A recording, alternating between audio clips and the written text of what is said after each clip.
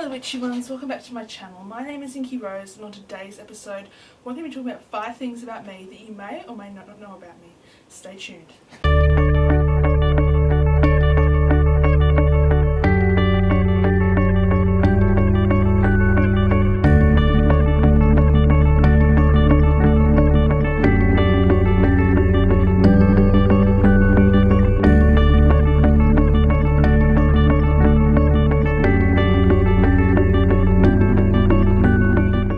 Ones, and welcome back to my channel. As I said before in the start, today I'm going to be talking about 5 things about me that not many people know about.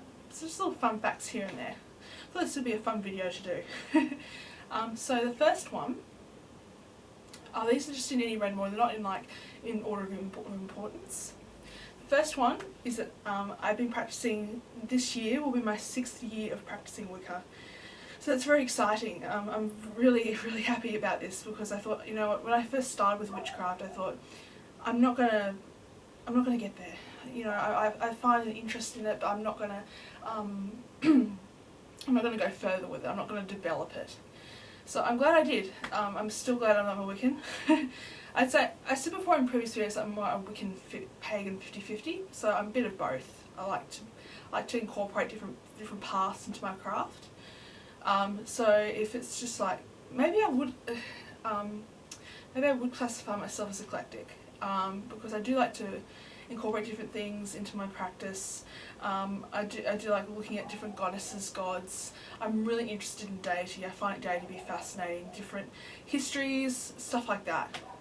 So yeah, this will be my 6th year this year of me being practicing Wicca and paganism, so I'm so happy about that. I'm just so thrilled that I get this chance to be able to express my spirituality this way. And I think it's very important to have some sort of faith. Even though I don't classify myself as a Christian anymore, I still think religion, or some forms of spirituality, are very important, because it's just so important to have something to stick to and something to believe in. So yeah.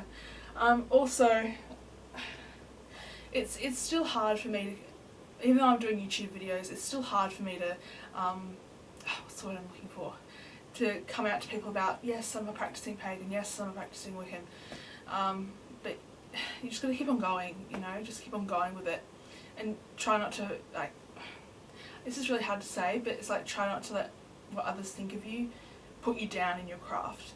You can still continue with your craft. You don't have to be put down what other people say are misjudgments that are made from people who don't know a lot about Wicca or paganism or shamanism or other forms of spirituality. So yeah, there's that. As I said before, I'm just so happy that this is my 6th year. As I said before, I didn't think I'd get this far. I was very doubting in my craft at the start. I mean, when I first started it, I remember, okay, I'm just going to start off small, you know. I'm just going to get a few crystals here and there and cleanse them and wear them and keep them close to me and take care of them. I'd never thought that, like, months later I'd be practicing pagan, Wiccan, whatever you want to call it. I remember when I was, how old was I? I was about maybe 14, 15, that's a long time ago now. I was still considered myself to be a Christian, but I went to this place called Crystal Castle. And I'll link below in the description the link to the page. And it's just, I want to go back. It's just so beautiful. They have a beautiful Buddha statue. Yeah, they have beautiful statues. They have walks. It's just such a beautiful place. If you want to just relax for a bit, just a bit of mindfulness, they have a labyrinth as well. And yeah, so again, I'll put a link down below in the description of Crystal Castle if you're curious to find out more about it. I'm always curious to find about it. So I've always wanted to maybe go on a road trip with my sister or other family members to Crystal Castle, because it's so amazing. And the other thing they have with it is they have, what else do they have? They have, oh yeah, this massive amethyst cave. You can go in and sit there. When I went there, which was like 2008, 2009, which is a long time ago, they didn't have that, but now they do, and I'm thinking, if I ever go back there, I need to go back there. It's on my bucket list for sure. So yeah, enough about me and my spiritual path for the first tip. So the first tip was, I've been practicing for 6 years now, and I'm pagan Wiccan. So the second one is, what's it say? Oh yes, sorry, I have my notes up there. The second one is I love aromatherapy. I love aromatherapy. I recently, for my birthday, which was last month on the 12th of January, my sister bought me a dusk diffuser. Now, I have talked to you guys about dusk. I've told you guys about dusk. I'll link it down below again, as I always do with dusk. But she bought me like a little diffuser because my other one stopped working. I've been using it so often. I've been using it for so long that it just stopped working. And so my sister got me that and a few oils as well, which are really lovely, and I'm very thankful for that. So Ellie, if you're watching this, thank you very much. But yeah, aromatherapy. So I love candles, I love incense, and I love burning essential oils. I really want to try charcoal disc burning, because with some incenses that you can get with sachet incense, mostly sachet incense, that sometimes when you finish all the sticks of burning, there's some powder on the bottom of the bag where the incense sticks were held, and you can put that onto a charcoal disc and burn it. And I thought that was a really good idea. I don't know how to do it though. That's the thing. But yeah, it just seems really cool. I thought it sounded really cool. I don't know where even you get charcoal discs. If you know where you can get charcoal discs, people, if you know, leave me a comment down below. I just don't know where you get them from because I don't know much about them. But yeah, with candles, I love candles, as you guys know. I haven't got any built of any at the moment in my room. There's one downstairs and that's it, I think. And I bought some tea lights as well from Dusk as well, with a gift card my boyfriend gave me. So yeah, it's just nice. And I think that you can never have too many candles, you know. It's just always something you can build on. Yeah. So, and essential oils. I was first introduced by essential oils by a lady. I was actually in the doctor's surgery, and she I can't remember what it was for, but she was sniffing some oils. I said, what are you doing? And she said, I'm sniffing essential oils because they help me calm me down for the process. And I said, well, can I have a smell? And she let me have a smell, and yeah, so I've been hooked on it ever since. And then I found out about diffusers at the Mind Body Spirit Festival, so I bought a diffuser from there as well, and then I bought another one from Dusk, and then that one went out, and then and my sister bought me another dust diffuser. So yeah, it's been a lot of diffusers in the household, but yeah, I love diffusers. They're just so easy to use. You can use them again and again, whereas a candle you can only use once when it burns down. So yeah, there's that. And yeah, that's that for that tip. So the third tip is that I'm a writer and a poet. I've been having really, really bad writer's block, people. It's terrible. Yeah, it's just, I'm working on a novel at the moment. It's called The Witches of Inky Rose. So I named it, this is before I thought of the name for the YouTube channel. And I thought,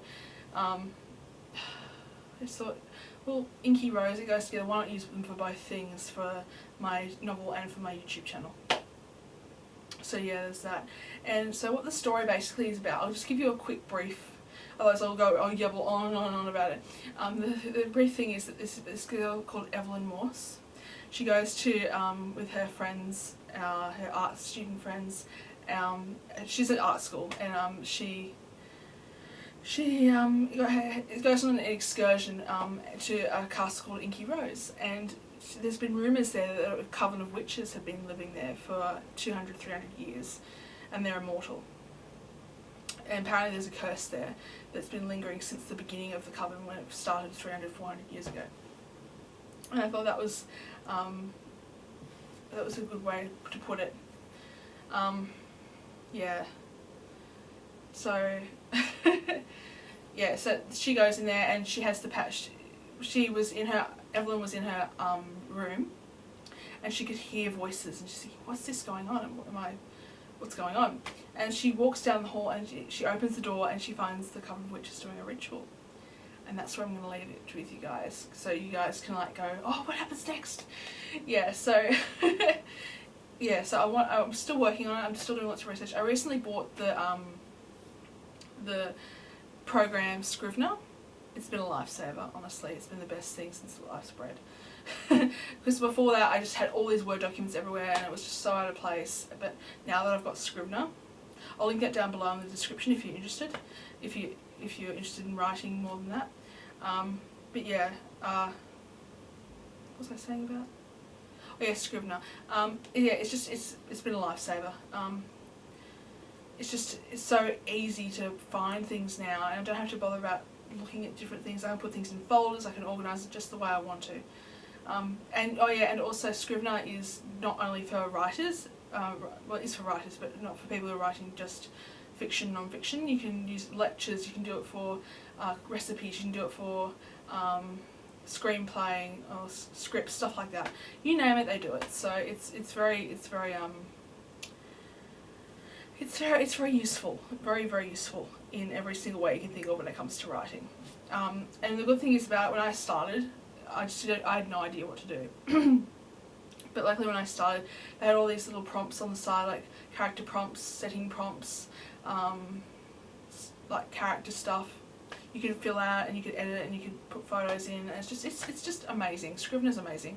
As I said before, I'll link down below, so you guys can figure it out and you can do that. Also, the third thing I'm going on people is that I'm a poet and I love poetry. I absolutely adore poetry. Even if I don't get it at first, I love trying to figure out what the poet's trying to communicate. I write my own poetry. I haven't written something in about a year now, which is really annoying. I really want to get back into it though. I just think it's so expressive, and I used to write quite a bit. When I was in school, I would write a lot of poetry. And I was very expressive about it, and my feelings, my emotions and observations I had during the day. But yeah, there's that. So the third tip was I'm a writer and a poet.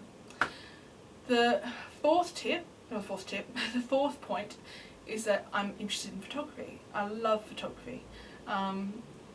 The camera I'm using now to record this I bought for myself. It's an Olympus pen. I'll link thing down the bottom. Description down the bottom of the camera that I'm using. It's an Olympus Pen EPL8. It's been so useful for my vlogs and stuff. It's just so easy to use. Yeah, that's that. And photography, I love photography. I love the aftermath of photography. Like for example, if I take a photo, I love editing. I still like editing videos as well. I don't really like to film, but I love to edit. And then the fifth tip, the fifth thing is I love languages. I absolutely adore languages. I know a little bit of Auslan, which is Australian Sign Language. I remember I first got into sign language when I watched House, MD, the TV show with Hugh Laurie in it. There was an episode where there's this wrestler and he was deaf. And I saw them communicating by sign language. I thought, that's just so beautiful. What a beautiful way to express what you're feeling and everything through signing. And I thought, okay. So I got myself an app which taught me how to fingerspell, but Australian Sign Language. I know how to fingerspell in American Sign Language and Australian Sign Language, but I know more signs for Australian Sign Language as Auslan. And yeah, I just found it so beautiful, and I thought I'd love to learn more about this. And I actually did a course at the Deaf Society, which is a place in the city where I'm from. But yeah. It was good. We actually learned from a deaf teacher, and we had a teacher who was hearing, so we could communicate. I learned so much from that. It was a great experience. I think I should go back and learn more because it really clicks with me. With muscle memory,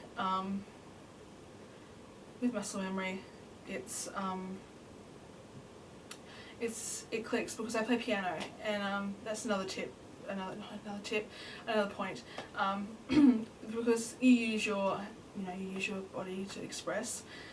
It just clicks. I just remember it so much easier than learning a language like Italian or French or Spanish or German. It just really clicks, and I just really love languages. I'd love to be fluent in Auslan.